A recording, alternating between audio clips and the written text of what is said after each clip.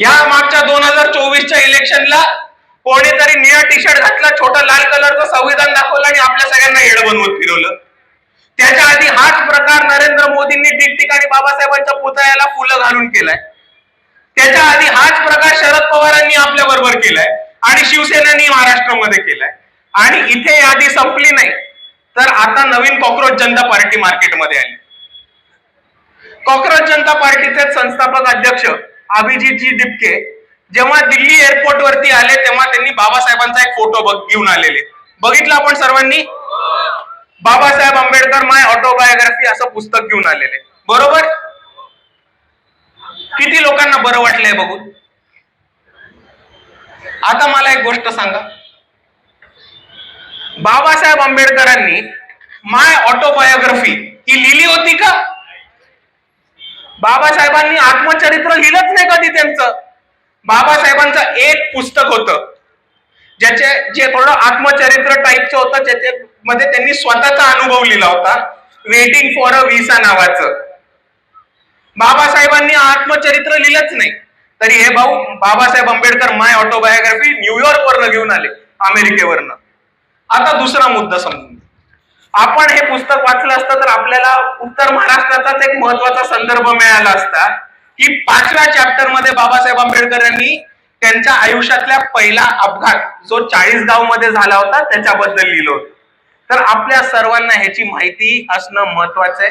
नाहीतर आपल्याला कोणीही निळा झेंडा दाखवेल, आपण त्याच्या घरी गेलो की निळा ध्वज काढेल आणि त्याच बांबूनी आपल्याला चोपेल आणि आपल्याला ह्याच्यापासून सावध राहायचं.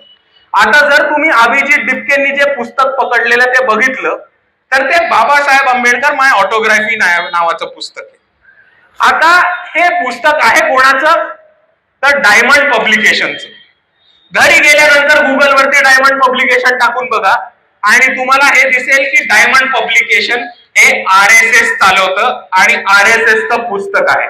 बऱ्याचशा महामानवांवरती चुकीचा इतिहास सांगणं, RSSच्या समरसतावादी भूमिकेतनं बाबासाहेब सांगून जाणार हे पुस्तक आहे.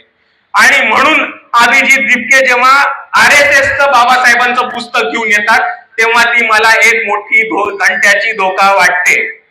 आणि इकडच्या जेनझींना त्यांच्या भाषेत सांगायचं तर एवढंच सांगेल कि वो पकड़ा है ब्लू फ्लैग लेकिन हमको दिख रहा है रेड फ्लैग, करने का क्या? आणि दुसऱ्या बाजूला एक गोष्ट समजून घ्या की कॉक्रोच जनता पार्टीला वंचित बहुजन आघाडीचा कुठेही विरोध नाही. आम्ही ह्या महाराष्ट्रामध्ये आणि भारतामध्ये वंचित बहुजन आघाडी एकच भूमिका घेऊन आली आहे की भारताची सत्ता ही काही कुटुंबांची आहे. जशी आपल्या नंदुरबारची सत्ता गावितकडे आणि पाडव्यांकडे राहिली तशी भारत देशाची सत्ता पण काही कुटुंबांकडे उच्चवर्णीय राहिली. आणि जर इकडचा तरुण त्या व्यवस्थेला चॅलेंज करत असेल आणि त्या व्यवस्थेला एक पर्याय उभा करत असेल तर कॉक्रोच जनता पार्टीला वंचित बहुजन आघाडीने पाठिंबा देण्यास काहीही हरकत नाही.